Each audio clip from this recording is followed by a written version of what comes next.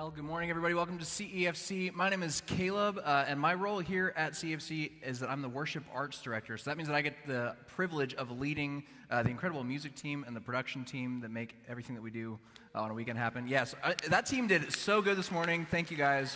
You are incredible. I don't know if you know this or not, though, but before I started my career in worship stuff and in ministry, I actually had an opportunity to have a very different kind of career, a career in as an athlete. This might be a shock for some of you because I don't look very athletic, but this is not a normal sport like, basketball or soccer or track and field or anything like that. It's a much more intense sport, one that involves your mind, one that involves dexterity. It's something that is like your fine motor skills are really put to the test. And it's this sport right here, the sport of marbles. Is that not a sport to some people? I mean, like, if ballet is a sport, I think marbles should be counted as a sport. Maybe that's too harsh. I don't know. Ballet is very difficult, and I could not do ballet. But I can do marbles. So let me tell you the story about how I got started with marbles.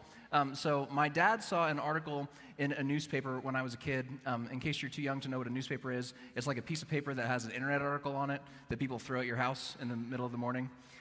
Something like that. So he saw an article in the newspaper that said that there was like a marbles clinic where you could teach your kid how to play marbles, and my dad wanted me to be a nerd just like he is, and so he signed me up to go to the marbles clinic. I actually was very excited about it because I actually am also a nerd, truth be told. And we went there, and they said, after the clinic, we have this great thing where you can join a tournament and play in it. And I was like, okay, sounds great to me. And what's crazy is we went there with me having no understanding of the game of marbles, and I walked out looking something like this. There I am. That's me. That's an actual picture of me. I won. I literally won. And I was actually the Berks County Marbles champion, which is one of the, do not clap for that. Wait, do not clap for that. In no circumstance would you ever actually clap for that. I remember this. I was just doing this in the 9 a.m. service, and I remembered as I was on stage. Do you know what you call somebody who plays marbles? This is not a joke. I'm not like setting up a joke for a punchline. They're called mibsters. So like mibster, which I feel like is actually like the best word you could use if you were going to bully someone, to call somebody a mibster. Anyway, that's neither here nor there. So here I am as a child with a bunch of marbles in this trophy because I had won the title of Berks County Marbles champion. And here's my strategy for how I did this. I think this is revolutionary. I think that no other players were doing anything like this at the time.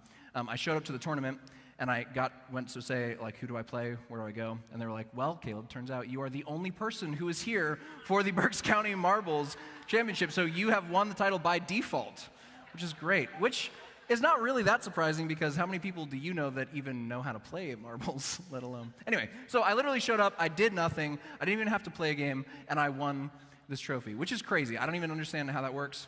It was great. I went to nationals. The Reading Eagle newspaper gave me like a ton of money because apparently newspapers made a lot of money back in the day.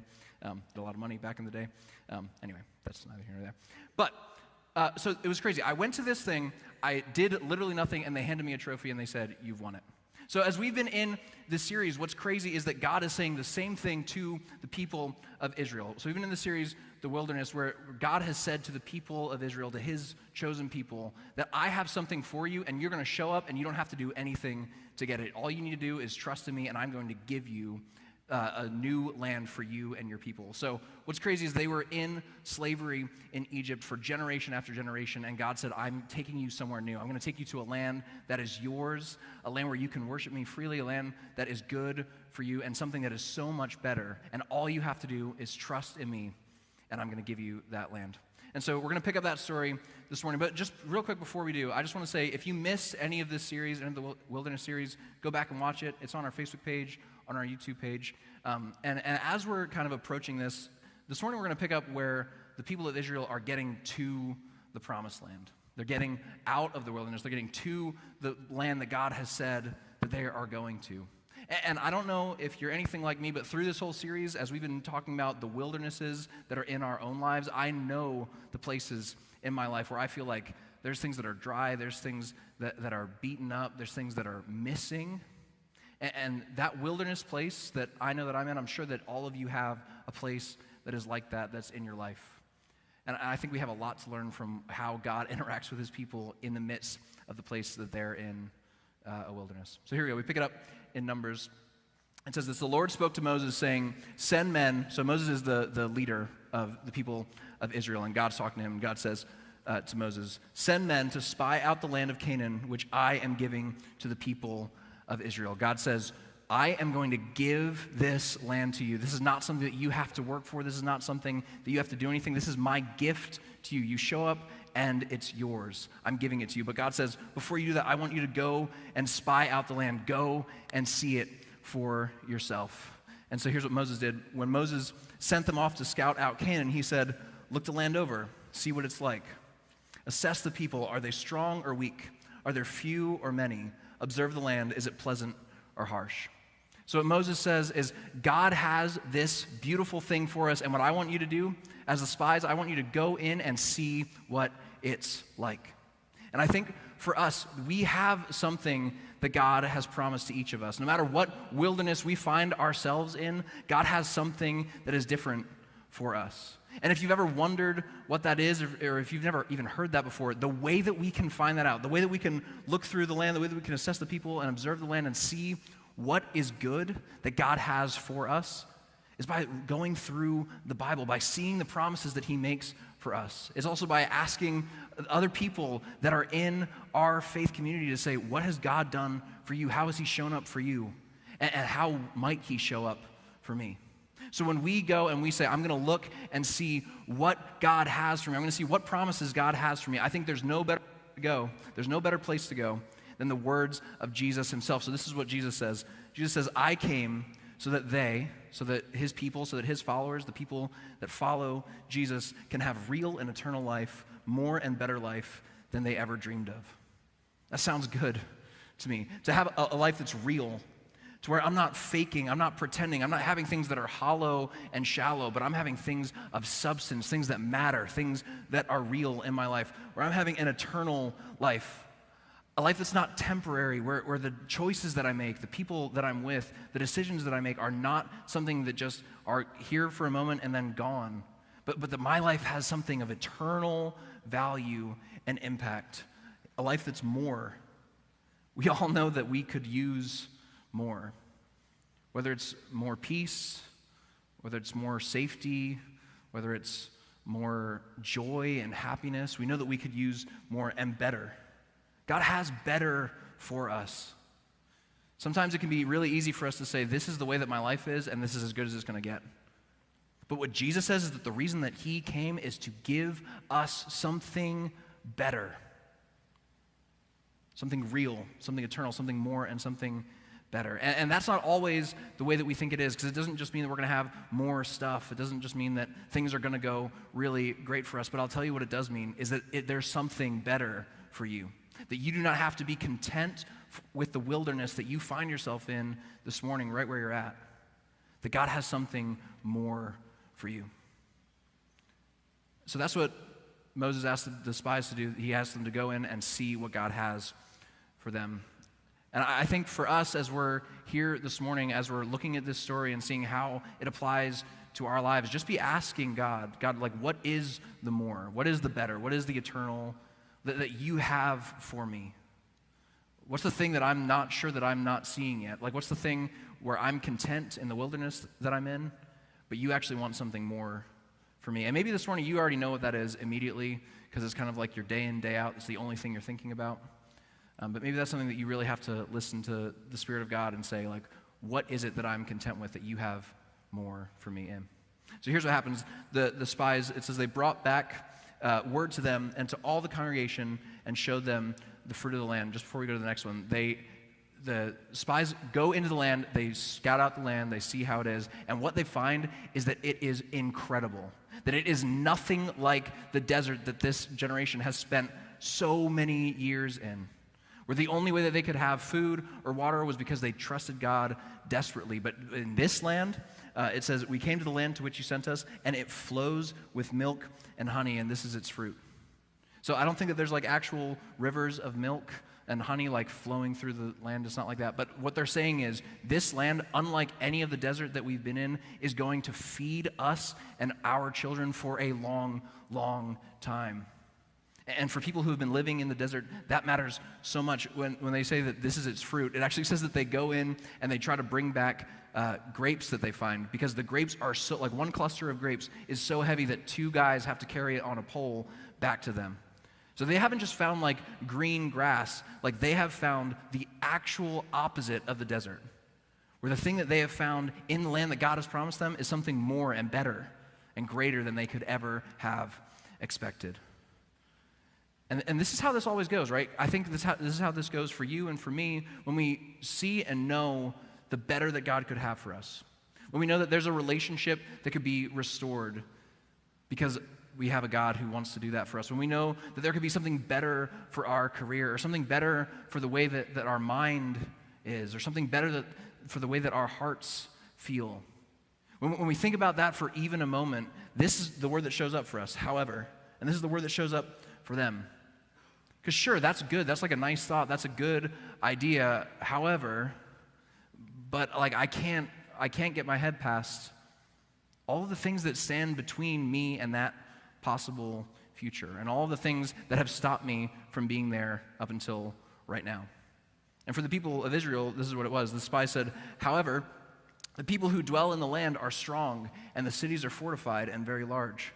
And besides, we saw the descendants of Anak there. The Amalekites dwell in the land of the Negeb. The Hittites, the Jebusites, and the Amorites dwell in the hill country. And the Canaanites dwell by the sea and along the Jordan. So for them, they show up and they say, this place, this thing that God has promised us is so good. But how can we possibly go in there when there's so many people that know that the second we step onto their territory, they are going to try to kill us? And this is what happens. They say that the battle that is ahead of us, if we have to go and face all of these different people that are in this land that God's saying he's promising us, the battle that is ahead of us is too great for us. And I think this is how this always goes. I think that we have this, before we get to the promised land, for any of us, for the thing that God has for our lives, our relationships, our hearts, our minds, before we get to the promised land, we have to deal with the battle at hand. Because you know this. You know that this is true. Before we get to the promised land, we have to deal with the battle at hand, because otherwise we would already be in the promised land. If there wasn't something standing between me and that, I would just be doing it already. And I think it's like this. We see the promised land off in the distance, and we're standing over here in the wilderness. And any time that I spend trying to focus on the promised land, this thing always comes up in between. The battle at hand is something that always comes up in between me and that. And that's the same thing that happened for the people of Israel. They said, sure, the land is good, but there's something standing in our way. And this is so interesting. The spies, the first time, as they're recounting who's there, they say this, besides, we saw the descendants of Anak there. So here's a little Israelite nerd trivia for you. So Anak was somebody in the ancient history that all the people of Israel knew. He was like a giant. So when they said, we saw the descendants of Anak there, they were saying, there's people here who are descended from giants. There are people here who are they're not just going to kill us like normal. They're very, very, very strong people. And that's the first time that they say it. The second time they say, it is a land that devours its inhabitants, and all the people that we saw in it are of great height. So the second time they were recounting it to all the people, they don't just say, we saw some people who were descended from possibly maybe giants. They're saying, every single person that we saw is of great height and is a massive enemy. How are we going to fight them? And then they say, after that, alongside them, we felt like grasshoppers. And they looked down on us as if we were grasshoppers. And I think this is what happens for me, at least, and I think some of you can relate to us. See, when we see the promised land off in the distance, and when we see that the battle at hand is here, this thing, whatever it is so overwhelming that it becomes the only thing that we can focus on. And no matter how good the promises of God might be for us, this is overwhelming. And so I don't know what that is for you this morning. I don't know what good God has for you that maybe means that you have to give something up. Or maybe it means that you have to make a change. Or maybe it means that you have to start a conversation. And all of that, when you're looking at what that is so overwhelming and it seems so impossible and unthinkable that you don't even want to go there. And compared to that, you feel like a little insect. I think that's normal. I think that's how the people of Israel feel. I think that's how I feel a lot And in the midst of that space, in the midst of the fear and being overwhelmed by this, two of the spies, named Joshua and Caleb, do this. It says, "And Joshua and Caleb, who were among those who had spied out the land, said to all the congregation and the people of Israel, 'The land which we passed through to spy it out is an exceedingly good land. If the Lord delights in us, he will bring us into this land and give it to us, a land that flows with milk and honey.'" They're saying this land is great. "Only do not rebel against the Lord, and do not fear the people of the land, for they are bread for us. The protection is removed from them, and the Lord is with us. Do not fear them." So Joshua and Caleb are saying, I know what this looks like. I know this is why you're afraid of this. But compared to God, when God is on our side, they are bread for us. I love that line. It's like saying, we could have them for lunch. They are nothing compared. Nobody is afraid of fighting a loaf of bread. Compared to God, what are we talking about? These people are no match for our God. He says their protection, on the next verse, he says, their protection is removed from them, and the Lord is with us. Do not fear them. See, because this is the thing, Joshua and Caleb are saying to everybody, it's not that we have to be afraid of being overcome by these people. It's not that we have to be afraid of being overcome by the battle that is at hand, because this is how it is. When I see that there's the promised land out in front of me and this battle at hand is here and it's on me, then of course the battle at hand seems too massive for me to possibly move forward with. It seems too big for me to ever get to any of the things that God has promised for me. But when I listen to the words that Joshua and Caleb say, and I know that that's true about me, and I hope that you know that that's true about you this morning, that God is on your side, that he fights for you, this is what happens. The battle at hand shrinks so small. Because suddenly it's not about me, and it's not about what I can do or can't do. It's not about what I can take and what I can't take. It's not about whether or not I'm going to be able to make it through, because there is someone else that is fighting for me. And so as scary as this might look, I just want to echo the words of Joshua and Caleb for you and for me this morning and say, do not give up. Don't run away. The battle looks big, but don't forfeit someone else's fight. Don't forfeit someone else's fight. Do not run away from a fight that isn't yours to fight anyway. Because God promises to us that he is going to fight for us, that he's going to defend us, that he is not going to put anything in front of us that he knows that we can't handle.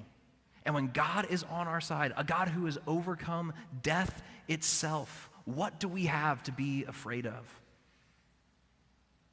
And I'm not just saying this, we don't just think this as a community because it sounds good, or because it's nice, or because it might give us some self-help to fuel us forward. We don't even just believe it because it happened for the people of Israel. This is why we believe it. Jesus, the words of Jesus say, in the next verse, it says, in this world, this is Jesus speaking, in this world you will have trouble, but take heart, I have overcome the world.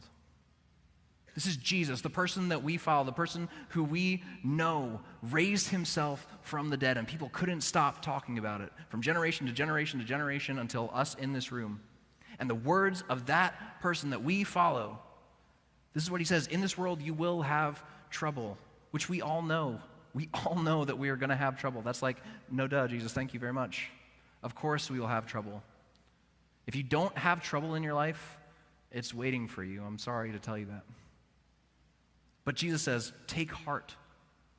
Because in the midst of the battles that are in our lives, in the midst of the troubles that we have, Jesus says, I have overcome the world. And Jesus fights for you, and he fights for me. So don't forfeit that. Don't run from that when he is on your side. So that's the same thing that Joshua and Caleb are saying to the people of Israel. They're giving this rally cry. It's like the speech moment in the movie Braveheart when he's running across the field and saying we can do this, right? It's like this big movie moment. But here's the response of the people of Israel. They say, or the story tells us that, but up in arms now, the entire community was talking of hurling stones at them. They hear what Joshua and Caleb have to say, but their fear of the problem, their fear of the battle that's in front of them, knowing what it might cost them to go through, to make it to the promised land, that's like they're not having any of that. And it angers them so much that they want nothing to do with it. And so maybe you're here this morning and you're saying, like, this is nice what you're saying, and I guess, like, if you have a little problem, like, I guess that would be something you could trust God with. Maybe if you have something that's not that big of a deal, then I guess I could understand this. But you don't, Caleb, you don't have any idea how my life is right now. You don't have any idea how big the battle is. You don't know what they're like. You don't know what my life has been like. You don't know what it'll cost me. And you're right, I don't. I have no idea. But there is no battle. There is no fight that is too big for our God. And he will not stop fighting for you. This is what the people of Israel say. They say, would that we have died in the land of Egypt, or would that we have died in this wilderness. They're saying, like, I wish we would have just been back where we came from. We hadn't even been here. Why is the Lord bringing us into this land to fall by the sword? They're saying, we hear you, Joshua and Caleb, that you're saying that God is fighting for us, but we think that God is bringing us into this land not to give it to us, not to win the battle, but God's bringing us into this land to fall by the sword, because they think this is a problem that God can't even deal with. They say, our wives and our little ones will become a prey. Would it not be better for us to go back to Egypt? And they said to one another, let us choose a leader and go back to Egypt. So for the people of Israel, when they see this, when they see the whole thing front to back, they know how good the promises of God are, but they see how big the battle is that's in front of them, they decide. They choose. They say, I don't want to go forward. I want to go back to the wilderness, and even beyond that, they want to go back behind the wilderness, all the way back to the land of slavery, because the battle's too big for them. And here's the truth. God absolutely lets them make their decision. God doesn't force them like little robots or toy soldiers to like move into the next place. He says, you have complete free will. You can do whatever you want. And I want you to know this morning that wherever you're at, you have complete freedom to step into that or to not step into that. You're allowed to say the battle is too big and I don't want the promises because this battle is too big. You are allowed to say, I'm content with the wilderness place that I find myself in. You're even allowed to say, I don't even want to be in the wilderness. I want to go further back than that. You're allowed to do that. You have the freedom to make that choice. And this is what God says to the people of Israel. Your little ones who you said would become a prey, I will bring them in. God's saying, I'm not going to stop being for my people. I'm not going to stop being a God who's good to them. He doesn't turn his back on the people of Israel. He doesn't run away from them. He doesn't stop fighting for them. He says, if you don't want to go, then I will use your children like I've always promised. I will still make my promises come true, and your children will trust me. I'll bring them in, and they shall know the land that you have rejected. But as for you, your dead bodies shall fall in this wilderness. It's like intense, it's heartbreaking and heart-wrenching. But God lets us do that. God says to them, if you want to die in the wilderness and not go into the place that I have for you, you're allowed to do that. And he lets them make their choice. And so if you want to forfeit this morning, if you don't feel like you want to continue moving forward in the battle that's in your life, you're allowed to do that, and he will absolutely let you do that. What's crazy about God is that even when we run away from him, even when we forfeit the battles that are in front of us, even when we don't trust that the problems that are in front of us are no match for him, even in the middle of that, he continues to fight for us. And he never stops fighting for us. And that is always open to us to say, God, I want to come back to you, and I want to trust you and let you fight my battles for me. See, because when we see that the promised land is off in the distance, and we know that God has something real, something more for us, something eternal, something that lasts, something better for us, but the battle in front of us seems too scary. I think that makes sense. I think that's okay. But when you say, I'm going to let God fight for me, and I'm going to take the next step, I'm not going to win the whole battle today, but I'm going to take the next step, trusting that he will fight for me, I think God shows up. And I think God shows up not because of us or because of what we do, but because of who he is. The people of Israel saw God work and do miracles over and over again, and they got to this place, they got to the promised land, and they said, we don't trust God. And he didn't smite them down or kill them, but he let them make their decision. And they did not have victory in the battle. In a similar way, the followers of Jesus, the people that were close to him, right? They saw him do miracle after miracle. They saw him heal people. They saw him raise the dead. But then when Jesus died, they said, this is too much for us. And they ran. And the people that recorded the story of Jesus, the people that give us the words of Jesus today, those people, when they saw Jesus die, they ran away from him. And the same way that God always does, he did not stop fighting for them. But he rose himself from the dead. And he took them back. And he built his beautiful church out of those people. And today, the same is true for you. The same is true for me. That even when we have given up on battles so many times because we don't trust God, he still is fighting for you. He still is fighting for me. So don't forfeit someone else's fight. Don't forfeit someone else's fight. The battle is too big for us to fight, but it's not us who needs to fight it. And I just want to say, if you're in this room this morning and you're like, I don't even know if I believe in God, and you're telling me he's fighting for me, how does that even make sense? I want you to know that we really do actually believe that here at CEFC. We believe that there's a God who is fighting for you before you even know who he is. That he doesn't need you to believe in him for his love to extend to you. And he wants a relationship with you no matter how far you have run from him. And for those of us who are in this room this morning and we're like, I want to follow Jesus, then please don't forfeit a fight that isn't yours. Don't forfeit someone else's fight. Trust him. Take the next step today and say, I want God's promises enough for my life that I'm going to do the next right thing that's right in front of me. Let's pray. God, we love you. We are overwhelmed by how much you love us, by how much you have never stopped fighting for us. And we know, God, this morning that the battles that are in front of us, the scary things that are between us and the things that you have promised for us, that we don't know how to get through them by ourselves. But we trust you. And in all the ways that we doubt you, we want to trust you more. So show us. Show us what that step is. And in the middle of the fear and the anxiety and the worry about what might happen if we go into that battle, help us to remember and know that you are fighting for us over and over and over again. You love us, and we want to live a life that loves you in response. In Jesus' name.